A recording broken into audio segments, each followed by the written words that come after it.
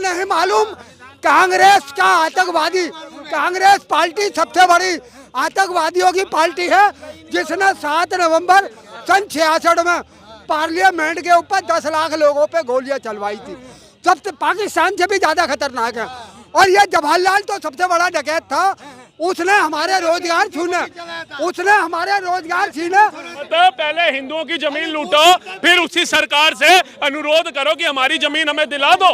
और ये भाई ये नहीं कह रहे कि हाँ उन्होंने गलत किया, 7 लाख कश्मीरी पंडितों को भगा करके गलत किया, गिरजा टीकू का बलात्कार करके आरे से काट के गलत किया है, जालिब गालिब के नारे लगा के गलत किया, सेना को पत्थर मार के गलत किया, तिरंगे का अपमान करके गलत किया। लेकिन भाई क्या कह रहे हैं? भाई आजकल इंडिया में हिंदू मुसलमान इसलिए हो रहा है क्योंकि यहाँ पे किसी के पास शिक्षा नहीं है, रोजगार नहीं है, कुछ नहीं है, तो उसकी बात नहीं करेंगे। गवर्नमेंट शिक्षा रोजगार की बात नहीं करेंगे, हिंदू मुसलमान की बात करेंगे। वो लोगों के पास जिनके घर खदेड़े जा रहे हैं, क्या उनके पास रोजगार नहीं था? वो रोजगार भी कमा रहे थे, वो शिक्षा भी ग्रहण कर रहे थे, लेकिन कुछ मंदबुद्धियों ने आकर के उनके घर लूट लिए, 500 लोगों को पलायन करना पड़ गया। क्या कश्मीर में पढ़े लिखे लोग नहीं थे? क्या उनके पास रोजगार नहीं था? क्या वो सेब की खेती नहीं कर रहे थे? क्या वो अखरोट की खेती नहीं कर रहे थे? लेकिन उनके घर किसने लूट लिए? पूछिए इनसे। क्या कहेंगे जिस तरह से मुर्शिदाबाद में हिंसा हो रहा है, क्या कहेंगे? कौन लोग है? बताने की आवश्यकता है क्या? आप बताइए, बताने की आवश्यकता है क्या? कौन ट्रक भर भर के ला रहा है वहाँ पे? किनके ट्रक आ रहे हैं भर भर के? कौन वक्त के नाम पे गरीबों के घर हड़प रहा है? जाकर के देखिए ना, कौन मजबूर कर रहा है उन हिंदुओं को कि पलायन कर जाओ भैया, तुम रहने योग्य नहीं हो। ये घर जो है तुम्हारे बाप दादा ने हमारे लिए बनाया था, जैसे पाकिस्तान में हमारे को बना बनाया घर मिल गया, जैसे कश्मीर में हमें बना बनाया घर मिल गया, ऐसे मुर्शिदाबाद में भी हमारा घर है। ये तुम निकलो, तुमने जो पाई जोड़ के इस घर के अंदर एसी लगाया, फ्रिज लगाया, टीवी लगाया, ये सब हमारे लिए था। इसलिए तो हम अपने बच्चों को पढ़ाते नहीं है, हम अपने बच्चों को लिखाते नहीं है, हम अपने बच्चों को दंगा कराना सिखाते हैं, क्योंकि बनी बनाई चीजें तो ये हिंदू परिवार के लोगों से छीनेंगे हम लोग। ये सच्चाई है। आप जाकर के देखिए, कश्मीर स्वर्ग कहा जाता है जिसको पृथ्वी के ऊपर पहला, वहां पर हिंदुओं के 7 लाख हिंदू कश्मीरी पंडितों के घर आज कौन राज कर रहा है वहां पे? आप जाइए लाहौर, कहते हैं जिन्हें लाहौर नहीं वेख्या वो जमिया ही नहीं। हमारे पंजाबी में कहावत है, जिन्हें लाहौर नहीं वेखे और जमिया ही नहीं। मतलब इतना खूबसूरत शहर था लाहौर। आज हमारे उन पूर्वजों के मकानों में कौन राज कर रहा है? जाकर के देखिए। आज इस्लामाबाद से लेकर के कराची तक कौन राज कर रहा है? जाकर के देखिए। आज तमिलनाडु से लेकर केरला के अंदर कौन राज कर रहा है? जाकर के देखिए। आप पश्चिम बंगाल के जो 500 घर खाली करा दिए गए, पलायन करा दिया गया, उसमें कौन राज कर रहा है? जाकर के देखिए। हमें कश्मीर फाइल्स आज यूट्यूब पे जाकर के पेन ड्राइव में पिक्चर डाउनलोड करा करके देखने की आवश्यकता नहीं है, लाइव टेलीकास्ट चल रहा है। आज भी नहीं जगोगे तो कब जगोगे? यूपी का हिंदू जग गया, देख लीजिए दूसरी बार योगी आदित्यनाथ बैठे हैं। हाँ, इनकी तरह ये बंगाल छोड़ के आए हैं, बंगाल छोड़ के आए हैं। ये चाहते हैं मैं दिल्ली छोड़ के जाऊं और दिल्ली की आवाम भी छोड़ के जाए। ये ऐसे लोग हैं। आपको पता है, एक बवासीर का कीड़ा होता है, वो जिसको लगता है उसकी बवासीर बढ़ा देता है, ये वो कीड़े हैं। ये दीमक है, जिस लकड़ पे लगेंगे वो लकड़ी को खोखला कर देंगे। तो भारत को पाकिस्तान से डरने की आवश्यकता नहीं है। उसको बंबू दे रखा है मोदी जी ने। पाकिस्तान से क्या, अफगानिस्तान से क्या, बांग्लादेश से डरने की जरूरत नहीं है। भारत के लोगों को ऐसे लोगों से डरने की आवश्यकता है। ये जयचंद जब तक भारत में रहेंगे, ये भारत को खोखला करेंगे। यह सैकड़ों लोग खड़े हैं, सबको समझ आ रहा है कि पश्चिम बंगाल के मुर्शिदाबाद में गलत हो रहा है, लेकिन इनको देखिए, ये खीर खाने वाले, ये मंदिर के बाहर भंडारा खाने वाले लोग बता रहे हैं कि क्या सही है और क्या गलत है। ये मंदिरों में भंडारा खाने वाले पलायन क्यों कर रहे हैं? वहाँ पर जनता पलायन कर रहे हैं। जनता क्या करेगी? जहान है तो जहान है। जब कुछ जिहादी मानसिकता के लोग आ जाएंगे और वो कहेंगे ये तुम्हारे बाप दादा का मकान तुम्हारा नहीं हमारा है, हम इस पे कब्जा करेंगे। कोई तुम्हारे मंदिरों पे कब्जा करेगा, कोई संसद भवन पे कब्जा करने की बात करेगा, कोई इलाहाबाद हाईकोर्ट पे कब्जा करने की बात करेगा, कोई महाकुंभ की जमीन पे कब्जा करने की बात करेगा, तो आप लोग क्या करोगे?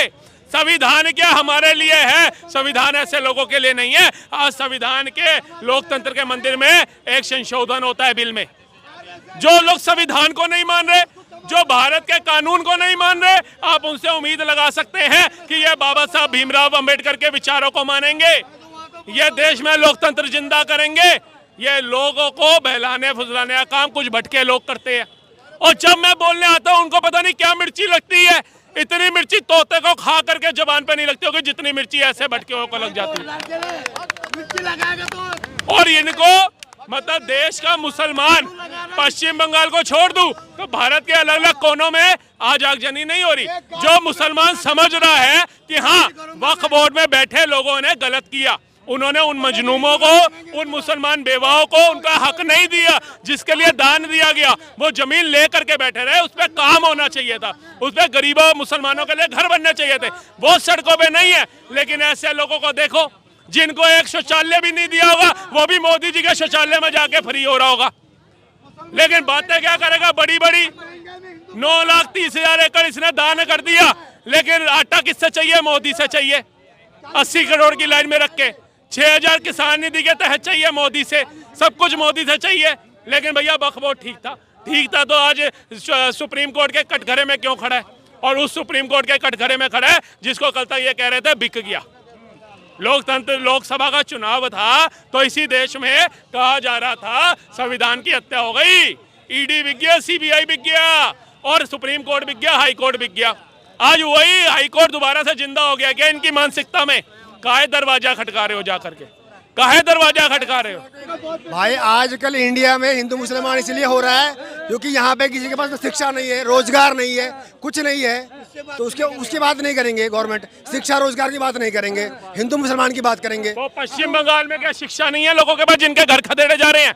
क्या उनके पास रोजगार नहीं था? वो रोजगार भी कमा रहे थे, वो शिक्षा भी ग्रहण कर रहे थे, लेकिन कुछ मंदबुद्धियों ने आकर के उनके घर लूट लिए, 500 लोगों को पलायन करना पड़ गया। क्या कश्मीर में पढ़े लिखे लोग नहीं थे? क्या उनके पास रोजगार नहीं था? क्या वो सेब की खेती नहीं कर रहे थे? क्या वो अखरोट की खेती नहीं कर रहे थे? लेकिन उनके घर किसने लूट लिए? पूछिए इनसे, कौन है वहाँ? भाई कश्मीर में क्या बोला गया कि 370 हटाने के बाद सबको जमीन मिलेगा, किसी को जमीन मिलेगा, खाली महोदय वो जमीन लूटी क्यों गई? मतलब पहले हिंदुओं की जमीन लूटो, फिर उसी सरकार से अनुरोध करो कि हमारी जमीन हमें दिला दो।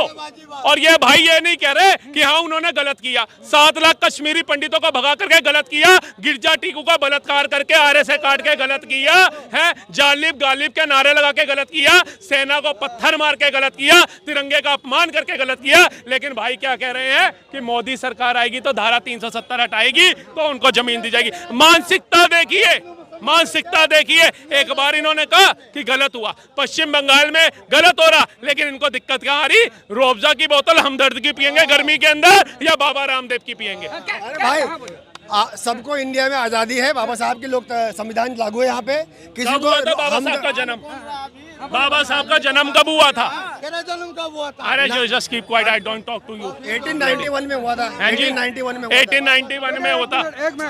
इनको नहीं मालूम, इनको नहीं मालूम कांग्रेस का आतंकवादी, कांग्रेस पार्टी सबसे बड़ी आतंकवादियों की पार्टी है जिसने 7 नवंबर सन 66 में पार्लियामेंट के ऊपर 10 लाख लोगों पे गोलियां चलवाई थी। सबसे पाकिस्तान से भी ज्यादा खतरनाक है। और ये जवाहरलाल तो सबसे बड़ा डकैत था, उसने हमारे रोजगार छीने, उसने हमारे रोजगार छीने जो अंग्रेजों ने हमें लाइसेंस दिए थे।